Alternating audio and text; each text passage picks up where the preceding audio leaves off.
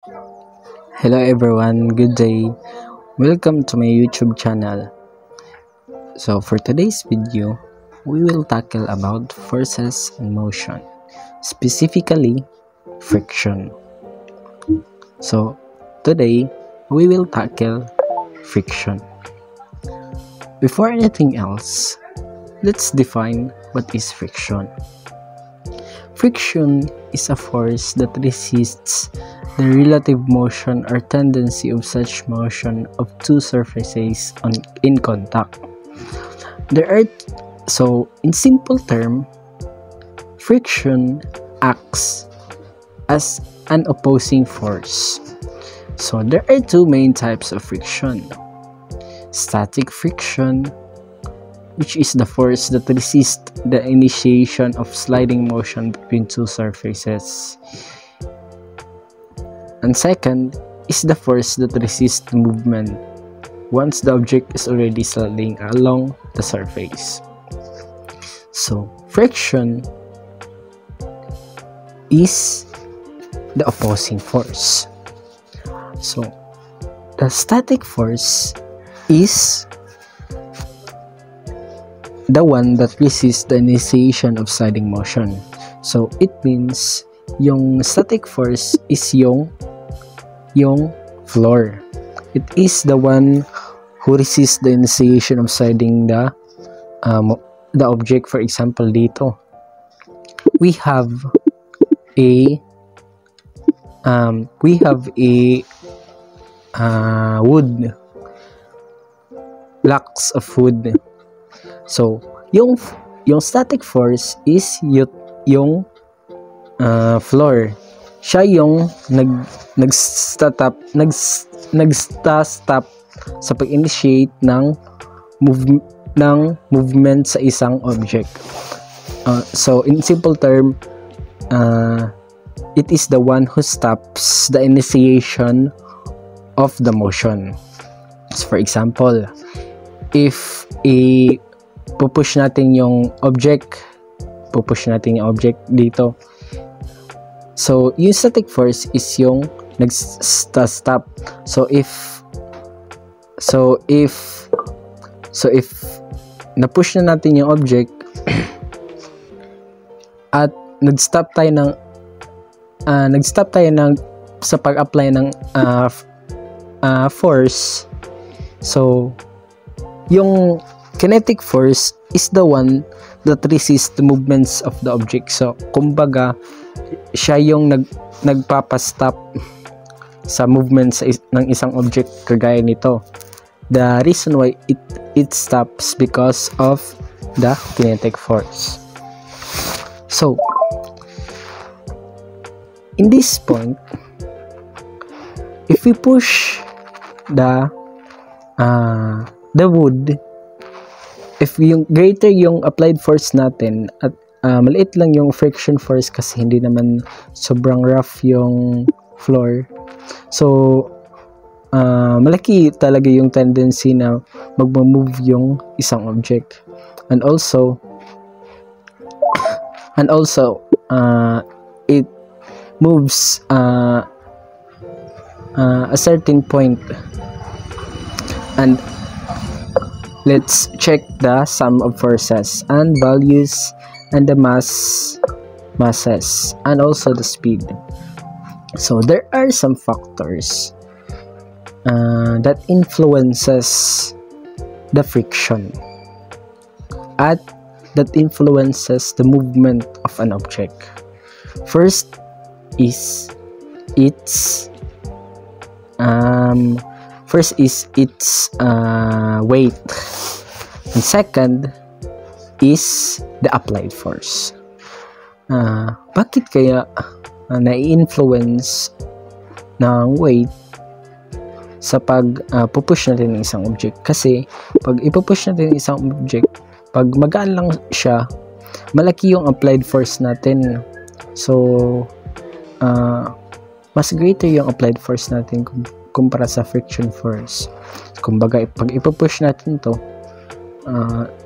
di ba 500 Newton yung applied force natin at yung friction is 94 Newton.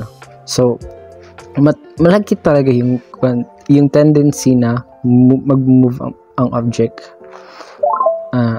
But here's the thing, if mas rough yung floor natin, the applied force natin the friction force would be greater naman. As you can see, di ba 94 lang yung kanina, dito is 188, so mas mahirap na siyang i-push kasi lumaki yung friction natin because of the roughness of the floor. And if none naman yung floor natin, so frictionless yung floor, pag ipupush natin siya, so there's no friction force opposes if we push the object or the wood of blocks. So ito, hindi na to magsa-stop kasi wala yung opposing force, which is the friction na which makes an object to stop from moving. Next, what if yung fridge naman na mas mabigat kumpara sa block of woods? Mag-a-apply tayo ng force sa isang object na mas mabigat. Let's say for example, applyan natin. So, hindi talaga siya mag-move kasi equal lang yung applied force and friction force natin. So, dapat natin tandaan, dapat applied force must be greater with the friction force. So that an object to be enabled to move. Ulitin ko. Applied force must be greater for an object to be enabled to move. So dito mas lumaki yung friction force natin.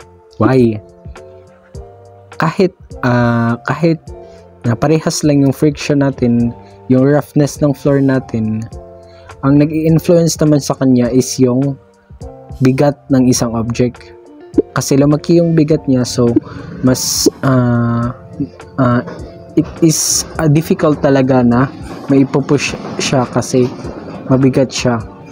And if inanam natin yung friction, so frictionless na, so there's a tendency na mag-push na natin siya kasi frictionless na siya, wala na yung opposing force. So if ipupush mo na yan, mag-move talaga yan. And the speed will be gradually increasing as you push the fridge. So balik tayo sa blocks, wood of blocks. So if you push a person, so as you notice, nadadagdagan yung friction force niya, pero na-move pa rin siya kasi mas malaki, the applied force is greater than the friction force. It already increased.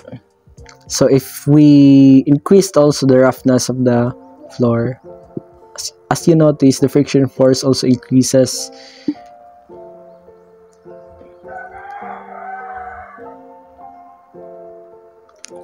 And if we stop applying force, as you notice, it stops. It gradually stops. So that is why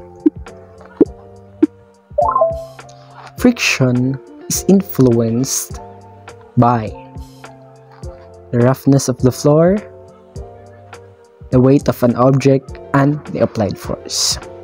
So that is why pag nagwo-walk tayo, or as we walk,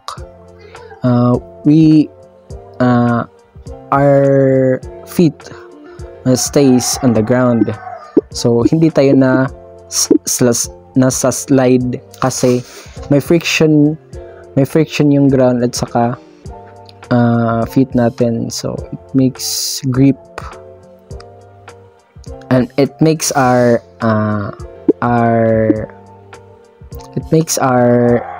feet grip into the ground. So that is how friction works. So friction plays an important role in everyday life, such as providing traction for walking or allowing vehicles to move. So, however, it also causes wear and tear on materials and can result in energy loss in mechanical system. The amount of friction depends on the nature of surfaces in contact and the force pressing them together. So, tama yung sinabi ko. Ang amount ng force depends on the nature of the surfaces. Magdedepende talaga yung amount ng friction sa roughness ng isang surfaces or the nature of one's surface, if rough siya or sobrang rough or sinaw siya or frictionless. So that is why friction is important in our lives, to make us stop whenever we want to stop. And that is all. I hope you've learned something about my video. Please like and subscribe, and see you in the next video. Thank you and God bless.